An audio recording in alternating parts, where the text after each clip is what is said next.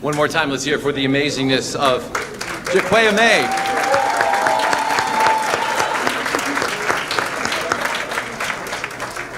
Jaquia is a Coro Pittsburgh Public Allies alumna, and she shared her very special words with us tonight.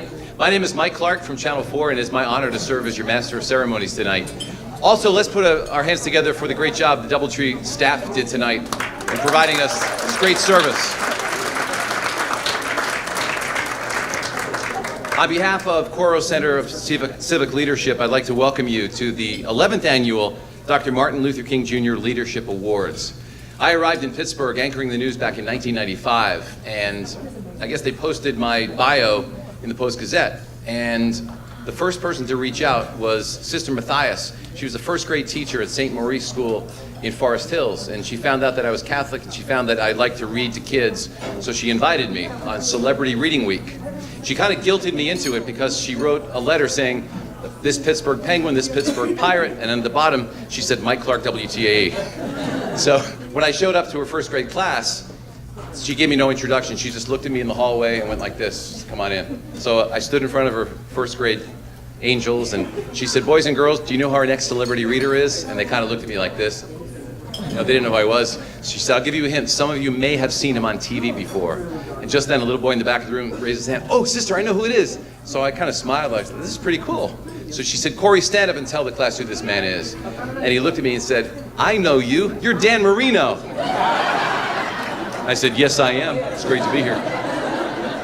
That was 1995. And a few years later, I was anchoring the news with Sally Wiggin. And in walked this great group of people from a place called Coro Pittsburgh. I'd never heard of Coro Pittsburgh. And they were emerging leaders getting educated in everything television. So Sally and I spent a few minutes talking about presentation, how to appear on television. And what struck me when they left, I said, how cool is this organization identifying women and men here in Pittsburgh and helping to give them the skills that are going to make them the next leaders. You know what has happened in Pittsburgh in the last 20 years. I have to think that some of that greatness that the world looks at Pittsburgh has to do with the work of Coro. So as we get prepared to meet the leaders of tomorrow, as we get prepared to honor the awardees tonight and those who were nominated for the awards, let's put our hands together for Coro since 1999, helping Pittsburgh become the great city it is.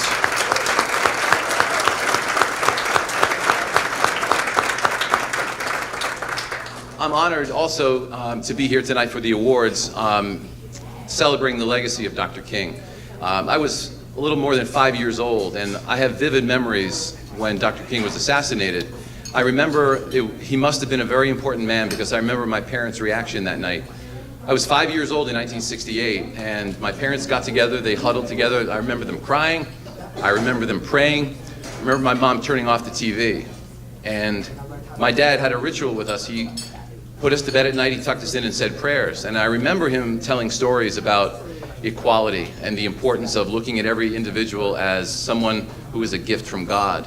And I think my dad's leadership, he wasn't a speaker, he never gave a speech, but in his leadership, he told me the story when he was in the Air Force. There was an airman in his group, the only African American, and he didn't know how to iron his clothes. My dad had 3 sisters, so he was well equipped on learning things around the house.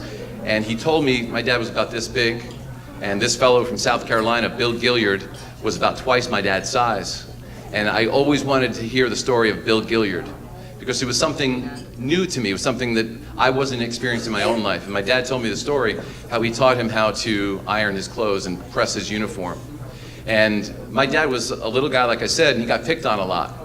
And I remember this one guy was relentlessly picking on my dad. My dad told the story.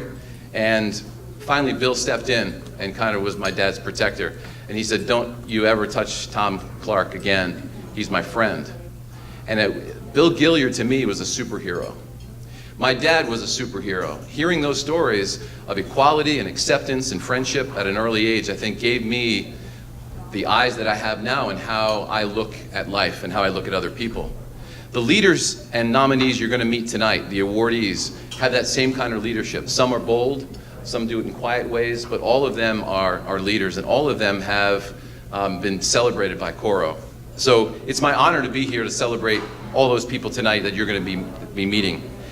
Since its founding here in Pittsburgh in 1999, Coro has helped 2,000 individuals participate in leadership programs, including 35% who have been affiliated with nonprofits, 25% from business, 15% from government, 15% in education, and 10% working in philanthropy.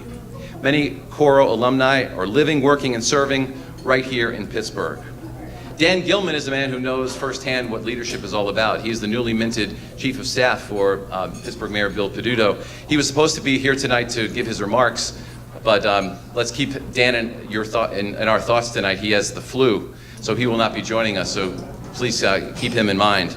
Do watch Pittsburgh's Action News 4 tonight at 11 o'clock, because we'll have the latest numbers on the flu epidemic here. I had to get that plug in here.